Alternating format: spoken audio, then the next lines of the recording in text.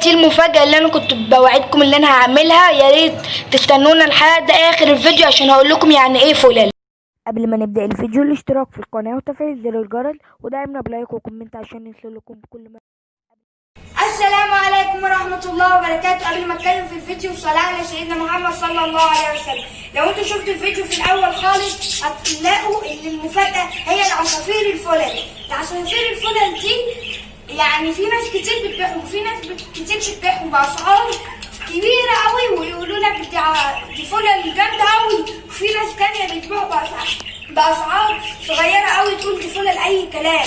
بس الفلل يا جدعان الصح لازم تجيبها من بره، بس أنا مش جايبها من بره، أنا دي جايبها من محل أنا أعرفه ويعرفني، بس أنا قعدت أشوف أكتر من 5-6 محلات للفلل. أهم حاجة لازم تشتري الفلل لازم تكون لو الكاميرا تيجي توضح كده الفلل تبقى بكتفين أهي، أدي الكتف وأدي الكتف، وفي اللي فوق كده اسمها شوشة، والعصفورة التانية اللي هي النتاية كتف واحد. ليه أنا جبت طيب ليه ما جبتش أنا كتفين؟ عشان لقيتها هتجهز عش إن شاء الله قريب جدا، وهتبقى النتاية هتعمل لي انتاج بسرعة بإذن الله. أنا لسه ما كلمتش السعر يا جدعان من أول 300 جنيه 350 لغاية 600 و700 كمان، يعني الرينج ده. العصافير لازم تروح تسأل عند كذا واحد وما تجيبش العصافير الشبابات عشان هي بتبقى صغيرة والناس هيضحكوا عليك وهتجيبهم بفلوس أعلى من هي صغيرة، وهيقول لك شغال. بس لازم تكون زي البداية كده تعملها كده اهو، تخش جوه العش. لو الكاميرا توضح هتلاقيها دخلت جوه العش وهي خرجت كده ان شاء الله هتلاقيها بتجهز العش باذن الله. دعواتكم يا جدعان. وانا رحت برضو زي ما جبت الفلل من حته لازم اجيب الدكر اللاتيني عين الحمراء من حته، انا لسه ما جبتلهاش الدكر ماشي. بسأل عند كذا واحد وان شاء الله لقيت واحد حلو هروح له باذن الله. الفيديو الجاي او الفيديو اللي بعديه باذن الله هتلاقيني جبت الدكر.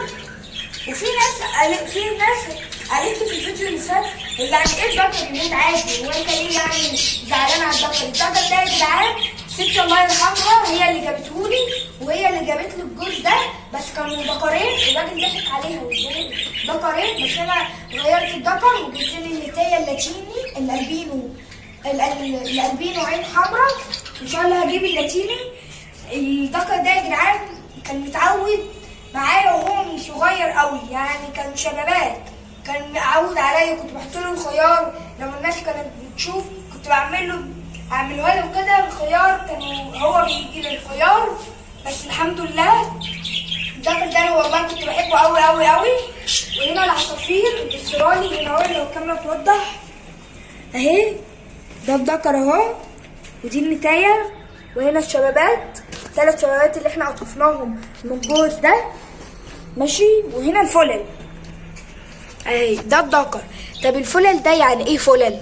فلل هو نوع استرالي عادي بس ليه كتفين اهو، كتفين اهو، واللي فوق كده عند راسه اسمها شوشه ماشي، والنتايه هي عندها شوشه وكتف واحد ماشي، كتف واحد.